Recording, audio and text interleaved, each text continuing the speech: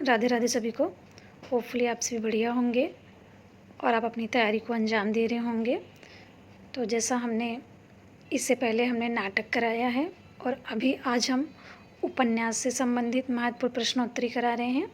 इससे पहले मैंने उपन्यास का पार्ट 1 कराया है जिसमें मैंने आपके 40 MCQ कराए हैं और अभी आपके उसके आगे से हम करवाएंगे। और इसमें जैसे मैंने बताया था कि हम आपको 100 प्रश्न उपन्यास से संबंधित देंगे, ठीक है। और जिससे कि आप अच्छे से प्रैक्टिस कर सकें क्वेश्चन की, क्योंकि कंटेंट आपको मिल जाता है लेकिन होता क्या है कि जो प्रश्नोत्तरी होती है, क्वेश्चन होते हैं, वो बहुत कम मिल पाते हैं प्रैक्टिस के लिए। तो आप लगभग 100 प्रश्न रहेंगे, आप इनको अच्छे से पढ़ लीजिएगा। थोड़ा सा आप जो प्रश्न होंगे कुछ आसान लेवल के भी होंगे और कुछ मॉडरेट होंगे। बहुत ज़्यादा मैंने टफ नहीं रखने की कोशिश की है, क्योंकि इससे आपको थोड़ा सा मोटिवेशन पहले आएगा, फिर हम बाद में थोड़ा सा कठिन प्रश्नों को भी लेंगे। और जैसा TGT में इस बार आपने देखा ही है कि कितने आसान प्रश्न पूछे गए थे, तो उसमें भी गलतियाँ हुई हैं। तो इस बार आपको ऐसी गलती नहीं करनी है। तो ऐसी गलती से बचने के लिए आपको आसान प्रश्नों को भी अच्छे से हल करना है और कठिन प्रश्नों को अच्छे से हल करना है। तो ज़्यादा टाइम नहीं वेस्ट करते हैं, आगे हम जो भी प्रश्नोत्तरी है इसे कंटिन्यू करते हैं। और इसमें ज़्यादा व्याख्या में समय नहीं लेंगे, व्याख्या के लिए हम अलग से कंटेंट की क्लास लेकर के आएंगे। अभी हम सिर्फ प्रश्नोत्तरी पे फोकस करेंगे, ठीक है। तो अब अगर आप मेरे चैनल पे पहली बार हैं तो आप हमारे यूट्यूब चैनल को सब्सक्राइब कर लीजिएगा और चैनल को आप हमारी जो क्लास है इसको लाइक भी कर दीजिएगा, ठीक है, और क्लास शेयर कर दीजिएगा, ठीक है। देखते हैं प्रश्न नंबर 41। इसमें नदी के द्वीप 1951 और अपने अपने अजनबी 1961 की रचना है। तो उपन्यासों के रचयिता कौन है आपको बताना है। विकल्प आगे दिया गया है, धर्मेंद्र भारती, नरेश मेहता, सर्वेश्वर दयाल सक्सेना। बताइए इसमें क्या सही हो जाएगा। तो इसमें जो नदी के द्वीप है और अपने अपने अजनबी हैं, ये किसकी उपन्यास है। तो ये आज्ञा जी की उपन्यास है, ठीक है। बहुत ज़्यादा समय नहीं लेंगे प्रश्नों में, विकल्प को पढ़ने में थोड़ा सा समय लेकर के हम आगे बढ़ते हैं। और अपनी तैयारी को आप कंटिन्यू रखिए, जारी रखिए, आप उसमें आलस मत करिए, क्योंकि परीक्षा आपकी बहुत जल्दी हो सकती है। फिर प्रश्न नंबर 42 देखते हैं। इसमें बताइए बाणभट्ट की आत्मकथा, ये इनका जो उपन्यास है ये 1946 का है। उपन्यास के लेखक कौन है। आचार्य हजारी प्रसाद द्विवेदी जी हैं, या आचार्य शुक्ल जी हैं, या फिर महावीर प्रसाद द्विवेदी जी हैं, या विद्यानिवास मिश्र हैं। बताइए तो इसका विकल्प क्या हो जाएगा।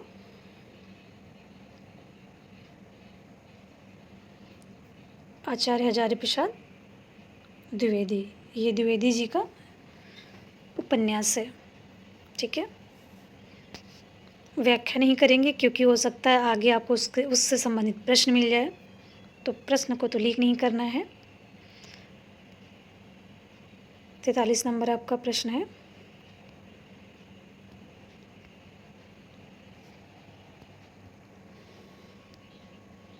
पुनर्नवा, चारुचंद्रलेख और अनामदास का पोथा उपन्यासों के रचयिता कौन है। आचार्य हजारी प्रसाद द्विवेदी जी, या वृंदावन लाल वर्मा, या राहुल सांकृत्यायन, या फिर कुबेरनाथ राय। बताइए। जैसा आचार्य हजारी प्रसाद द्विवेदी जी के जो उपन्यास हैं वो 4 उपन्यास इन्होंने लिखे। एक उनका पहला है बाणभट्ट की आत्मकथा, ठीक है, उनका है पहला बाणभट्ट की आत्मकथा।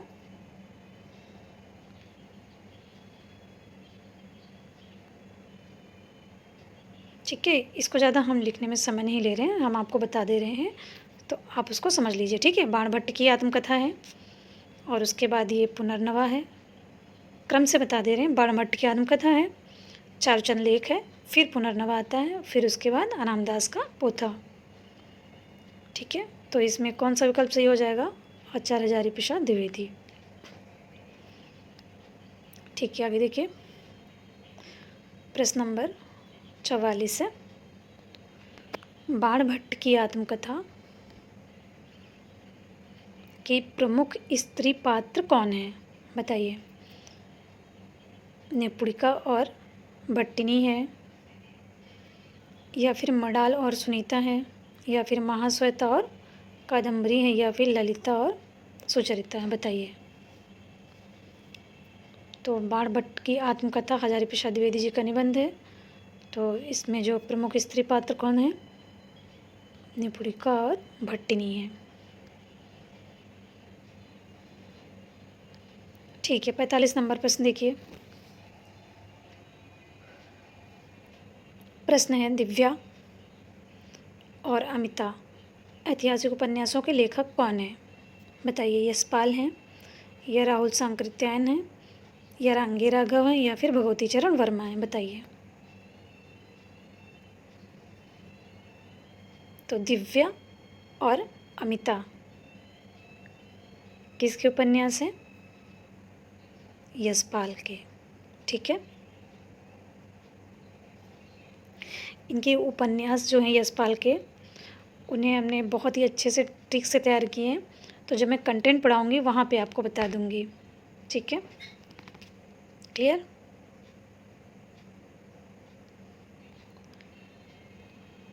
फिर आते हैं प्रश्न नंबर 46 पे।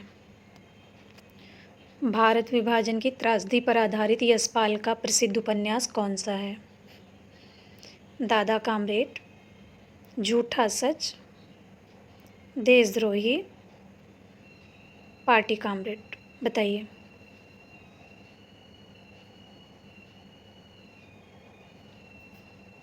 तो ये उपन्यास है। प्रश्न नंबर 46 का उत्तर बताइए। उत्तर सही हो जाएगा आपका झूठा सच।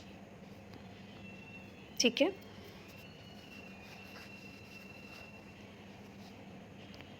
फिर आते हैं प्रश्न नंबर 47 पे। झूठा सच उपन्यास कितने भागों में प्रकाशित हुआ? बताइए। 2 भाग में, या 3 भाग में, या फिर 4 भाग में, या 1 भाग में? डी बताइए। तो इसका सही विकल्प क्या हो जाएगा? 2 भाग में। अब आप कमेंट करके बताइए कि वो 2 भाग कौन से हैं।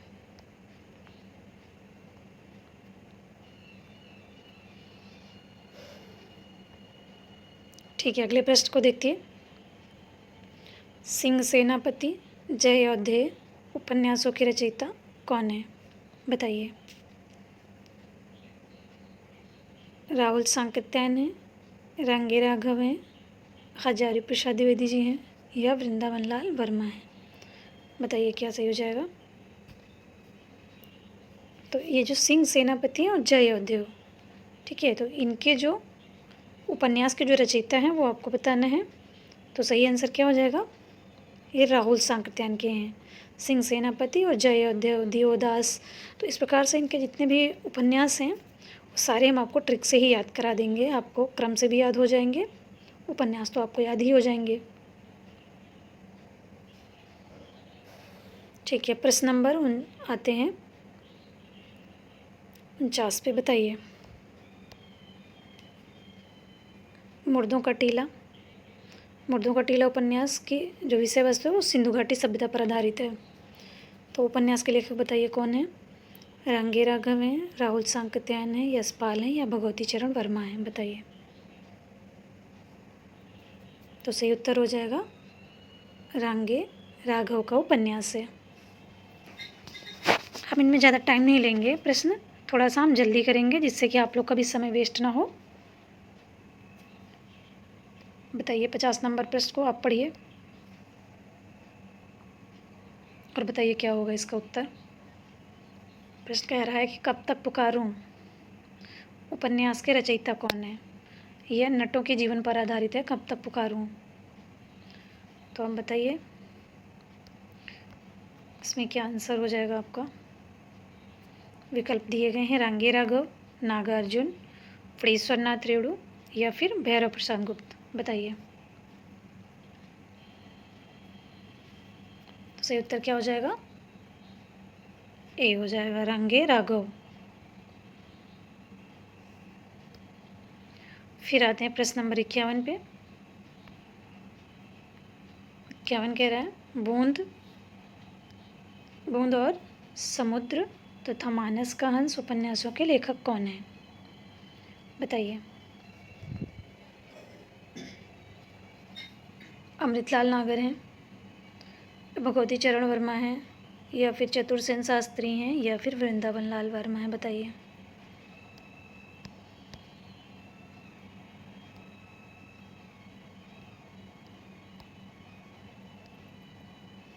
ठीक है, बताइए।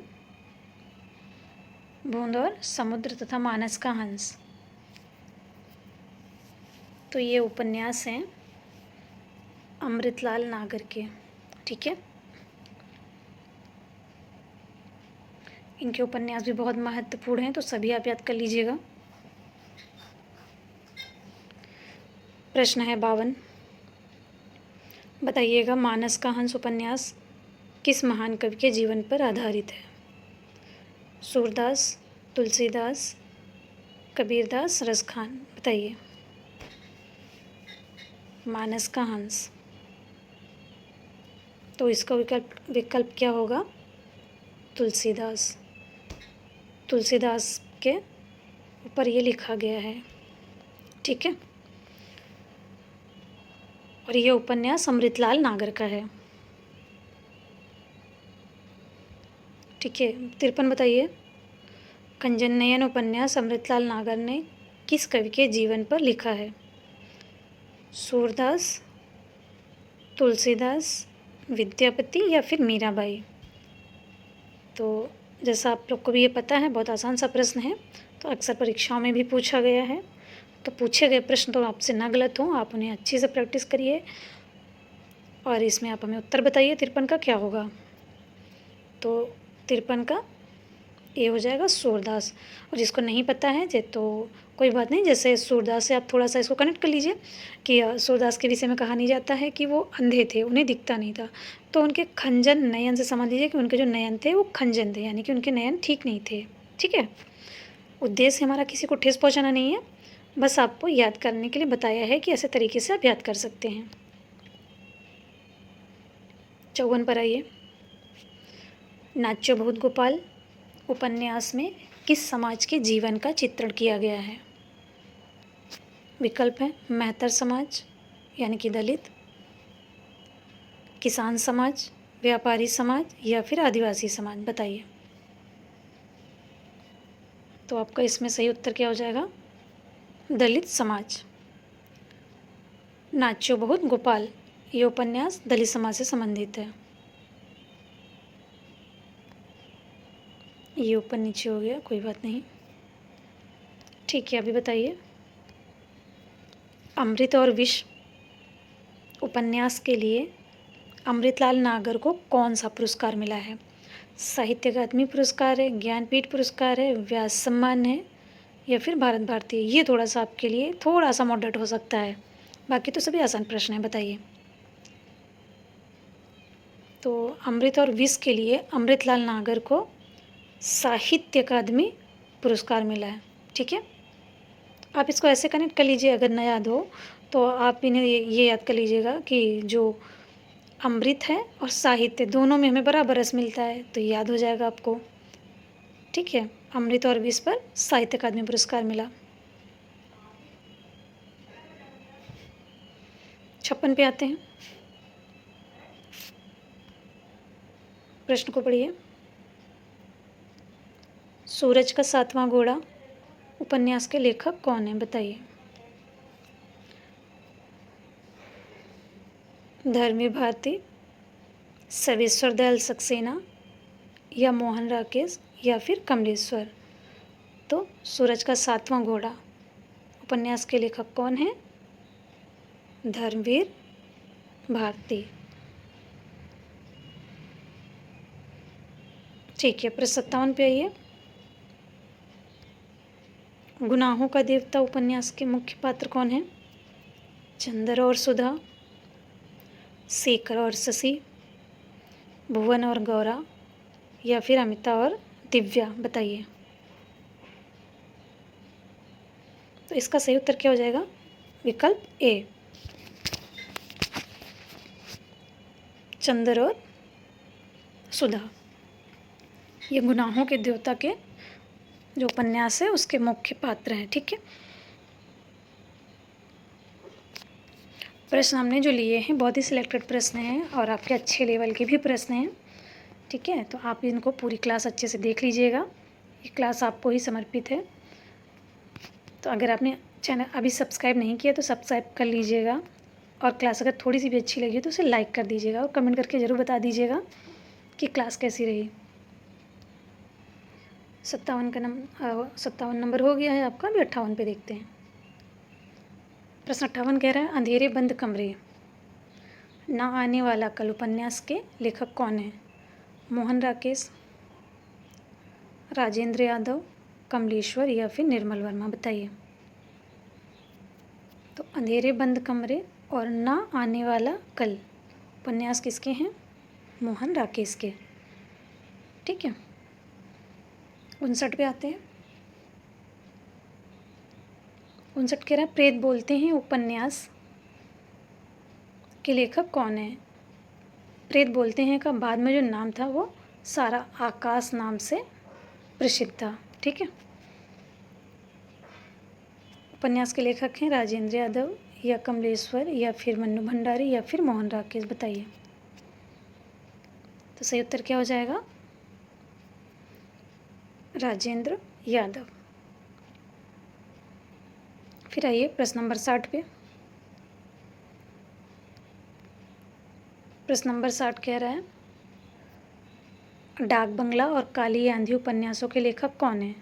बताइए। कमलेश्वर हैं, राजेंद्र यादव हैं या फिर निर्मल वर्मा है या फिर भीष्म सानी है? तो डाक बंगला और काली आंधी कमलेश्वर के हैं। फिर प्रश्न पे आइए 61 नंबर,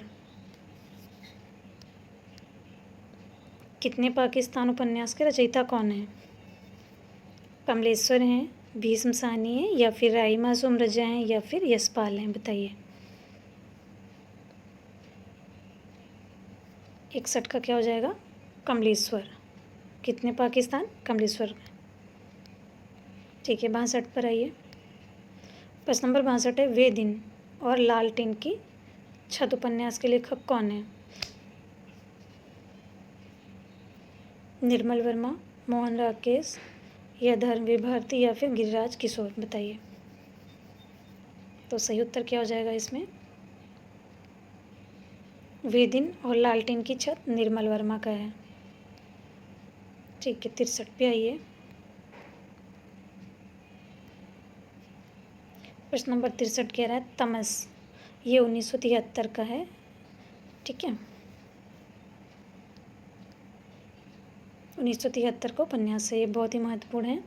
तो आप बताइए, तमस उपन्यास के रचयिता कौन है? भीष्म साहनी है, यशपाल हैं, राही मासूम रजा हैं या फिर कमलेश्वर हैं? बताइए। तो जैसा ये बहुत ही प्रसिद्ध उपन्यास है तो आप जानते हैं कि तमस के जो लेखक हैं, रचयिता हैं, वो भीष्म साहनी हैं। ठीक है, 64 पे आइए। प्रश्न नंबर 64 है, बसंती मैया दास की माड़ी कुंतो उपन्यासों के लेखक कौन हैं? भीष्म साहनी, अमरकांत, ज्ञान रंजन या फिर श्रीलाल शुक्ल? तो इसका सही उत्तर क्या हो जाएगा? बसंती मैया दास की माड़ी कुंतो। तो ये उपन्यास किसके हैं? भीष्म साहनी के। ये सारे उपन्यास हम आपको ट्रिक से याद करा देंगे, उसके लिए भी आपको परेशान होने की ज़रूरत नहीं है। हम कंटेंट की क्लास जब करेंगे तो उसमें सब बता देंगे आपको। मैंने नाटक की कंटेंट की क्लास करवाई है जिसमें मैंने ट्रिक के माध्यम से आपको बहुत ही बढ़िया तरीके से याद कराया है मैंने, और बहुत छोटी छोटी क्लास है। अगर आपने नहीं देखी तो क्लास देख लीजिएगा जा करके, और उससे संबंधित मैंने नाटक भी दिए हैं। ठीक है, नाटक दिए नहीं है, नाटक की प्रश्नोत्तरी कराई है, समझ गए? ठीक है, 65 नंबर प्रश्न देखिए, इतना तो दिख रहा होगा आप लोग को। ठीक है, प्रश्न कह रहा है, आधा गांव उपन्यास के लेखक कौन है? राही मासूम रजा, बदियुज्जमा, मंजूर एहतसाम, असगर वजाहत? बताइए। तो सही विकल्प क्या हो जाएगा? आधा गांव राही मासूम रजा का उपन्यास है। ठीक है, 66 पर देखिए, प्रश्न नंबर 66 कह रहे हैं हिंदी साहित्य का प्रथम आंचलिक उपन्यास किसे माना जाता है। तो ये सभी आपको तो पता है कि ये जो प्रथम आंचलिक उपन्यास था वो कौन था, कौन सा माना जाता है, मैलांचल।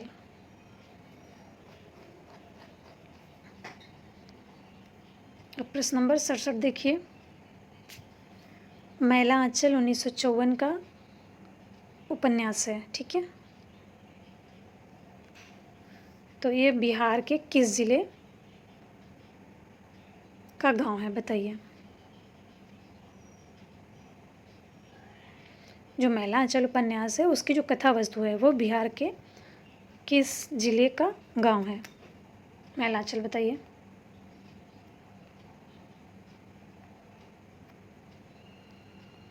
विकल्प है पूर्णिया, पूर्णिया जिला है और ये मेरीगंज गांव है, ठीक है। दरभंगा, मुजफ्फरपुर, गया। तो इसका सही उत्तर है आपका यही हो जाएगा, पूर्णिया मेरीगंज। तो मैलांचल से मेरीगंज आप माँ से माँ कनेक्ट कर लीजिए, याद हो जाएगा कि मैलांचल में मेरीगंज गांव का उल्लेख किया गया है, ठीक है। 68 नंबर देखिए, परती परिकथा जुलूस उपन्यासों के लेखक कौन है। फणीश्वरनाथ रेणु हैं, नागार्जुन, शिव प्रसाद सिंह या फिर शैलेश मटियानी, बताइए। तो परती परिकथा और जुलूस उपन्यास के लेखक फणीश्वरनाथ रेणु हैं, ठीक है।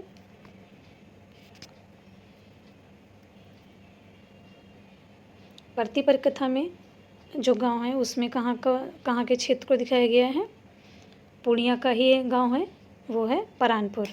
तो इसमें परती परिकथा में ये पास से आप कनेक्ट कर लीजिएगा तो आपका परानपुर याद रहेगा, ठीक है। आगे देखिए, प्रश्न नंबर 69 है, बलशनमा और बाबा बटेश्वर नाथ उपन्यासों के रचयिता कौन है। बाबा नागार्जुन है, फणीश्वरनाथ रेणु हैं, भैरव प्रसाद गुप्ता या रांगे राघव हैं, बताइए। तो इसका सही उत्तर क्या हो जाएगा, बलछनमा और बाबा बटेश्वर नाथ उपन्यास बाबा नागार्जुन के हैं, ठीक है। प्रश्न नंबर 70 देखिएगा, वरुण के बेटे, ये मछुआरों के जीवन पर आधारित है, वरुण के बेटे, इसे जरूर याद कर लीजिएगा। तो उपन्यास के लेखक कौन है ये बताना है। बाबा नागार्जुन हैं, फणीश्वरनाथ रेणु हैं, शैलेश मटियानी हैं या फिर उदय शंकर भट्ट हैं, बताइए। तो इसमें सही उत्तर क्या हो जाएगा आपका, बाबा नागार्जुन। वरुण के बेटे इनका जो उपन्यास है वो बाबा नागार्जुन जी का है, ठीक है। तो अभी हम आज इतने ही प्रश्न करते हैं, लगभग 30 आपके प्रश्न हो गए हैं। इसके आगे हम कल आपके कुछ प्रश्नों को ले लेंगे, तो उसमें हम 100 पूरे कर लेंगे, ठीक है। क्योंकि ज़्यादा लंबी क्लास हो जाएगी तो आप लोग को भी थोड़ा सा बोर होने लगते हैं, तो इसलिए मैंने छोटी क्लास करी है। अगर क्लास अच्छी लगी हो तो इसे लाइक भी कर दीजिएगा, चैनल को अगर नहीं सब्सक्राइब किया है अभी तक तो कर लीजिएगा, ठीक है। अब आज के लिए इतना ही है, फिर इसके आगे की प्रश्नोत्तरी लेकर के हम कल आएंगे। शुभ रात्रि, राधे राधे सभी को, अपना ख्याल रखिए, स्वस्थ रहिए, मस्त रहिए, धन्यवाद, राधे राधे।